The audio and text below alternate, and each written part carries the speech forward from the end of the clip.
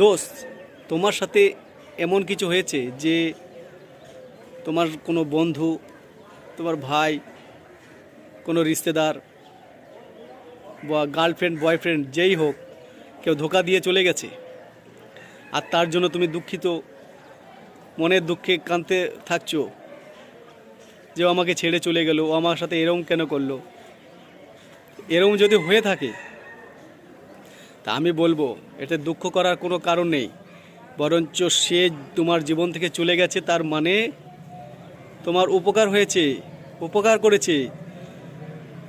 সে তোমার জীবনে ঠিক ছিল না, তোমার জন্য ঠিক ছিল না, সেই জন্য তোমাকে ছেড়ে চলে গেছে। এটা উপরওয়ালার দান।